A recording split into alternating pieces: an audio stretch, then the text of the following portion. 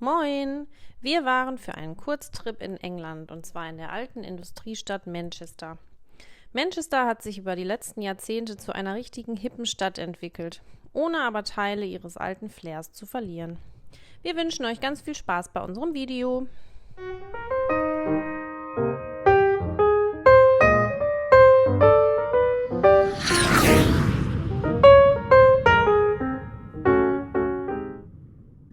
Wenn ihr am Flughafen in Manchester landet, dann kommt ihr am einfachsten und am günstigsten mit der Bahn in die Stadt.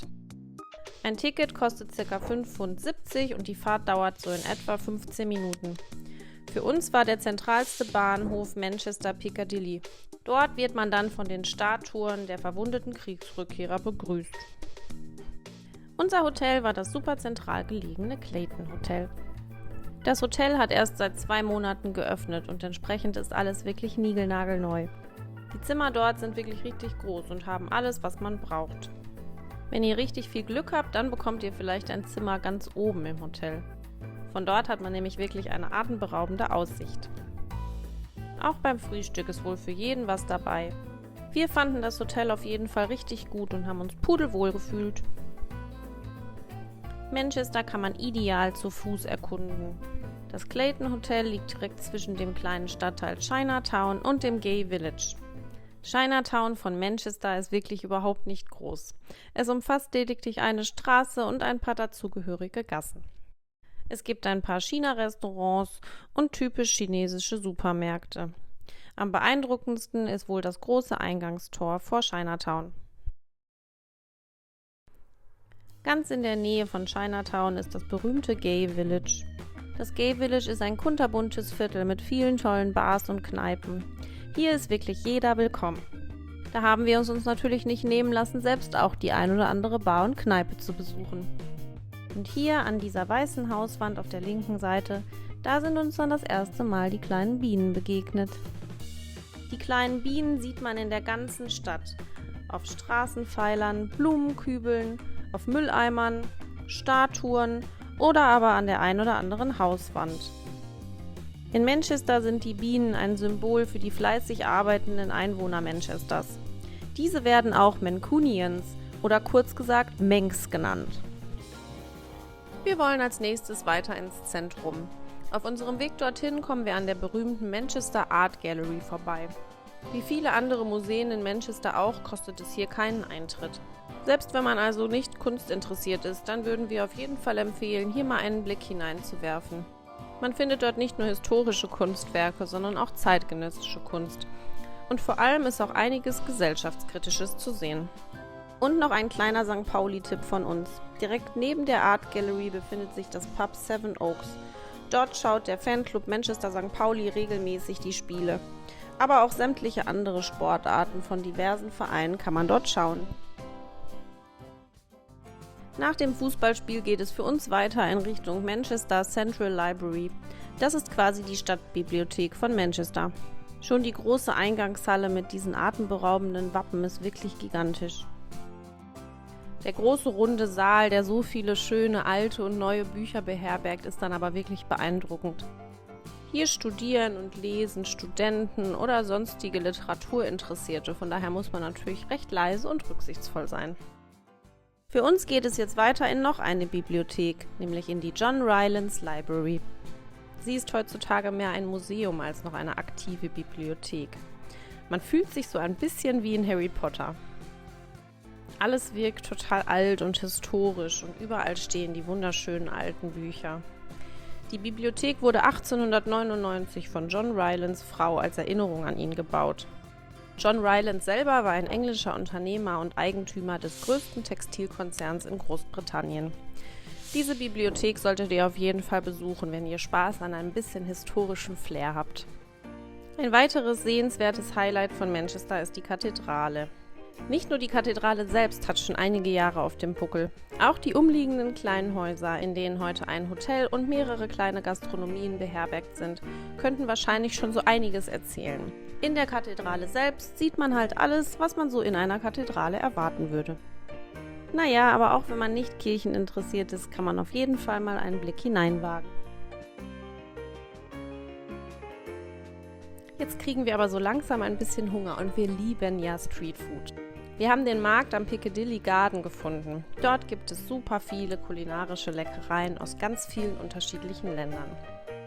Wie kann man da Nein sagen? Naja, also kaufen wir uns einen kleinen Snack. Jetzt haben wir aber auch genug historische Sachen angeschaut. Jetzt wollen wir mal ein bisschen was Aufregendes sehen. Wir ziehen also weiter ins Northern Quarter, ein ziemlich belebtes und szeniges Stadtviertel Manchesters. Dort gibt es Street Art, Bars und viele kleine Plattenläden. Hier sollte man einfach ein bisschen durch die Straßen schlendern, sich treiben lassen und das Flair genießen. Eigentlich kann man an jeder Ecke was Neues, Cooles entdecken. Es gibt hier viele bunte Bars für die jungen Leute, traditionelle Pubs für so gut wie jeden. Naja, und dann haben wir noch das Mala entdeckt.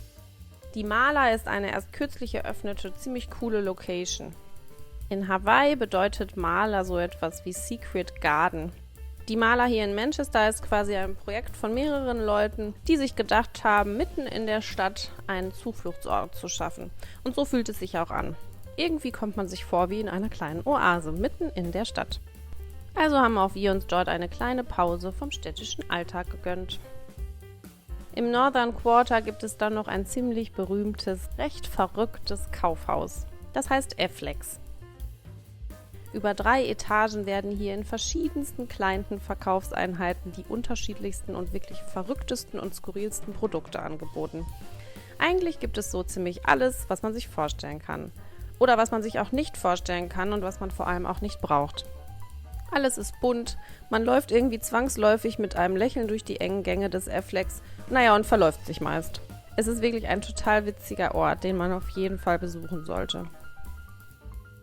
Nördlich und direkt angrenzend am Northern Quarter befindet sich ein aufstrebendes und ziemlich beliebtes Viertel. Vieles ist hier neu, aber man entdeckt dazwischen auch immer noch die Wohnhäuser des alten Encodes. Also auch da einfach mal durchschlendern und sich treiben lassen. Weiter im Südwesten des Stadtkerns findet man das Viertel Castlefield. Hier kann man schön an den Kanälen entlang spazieren und den Mix der alten und der neuen Gebäude bewundern. Wir fanden, dass man nirgendwo sonst einen größeren Kontrast zwischen alt und neu vorfinden kann. In diesem Viertel spielte sich der Großteil der ehemaligen Textilindustrie ab. Auf den Wasserkanälen wurden die gefertigten Textilwaren nach Liverpool gebracht. Und von dort aus gingen sie dann in die ganze Welt weiter. Wenn man mehr über diese industrielle Geschichte der Stadt erfahren möchte, dann sollte man ins Science and Industry Museum gehen. Dort begegnet einem dann gegebenenfalls ja auch nochmal John Rileys, den wir schon erwähnt haben. Das Museum haben wir schon bei einem vorherigen Aufenthalt in Manchester besucht. Wir haben es auf jeden Fall super in Erinnerung und ein Besuch lohnt sich definitiv. Und auch hier zahlt man übrigens keinen Eintritt. Und wie immer bei unseren Videos haben wir am Schluss natürlich noch ein paar Gastro-Tipps für euch. Als erstes würden wir euch den Flight Club empfehlen. Hierbei handelt es sich um eine Bar, die so ein bisschen eingerichtet ist wie ein alter, traditioneller Zirkus. Irgendwie kamen wir aus dem Staunen und Schauen gar nicht mehr raus.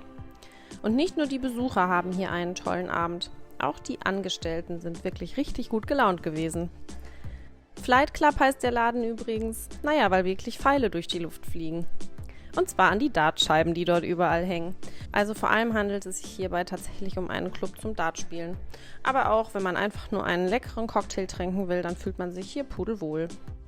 Witzig fanden wir noch diese kleinen Buttons, die auf jedem Tisch zu finden waren.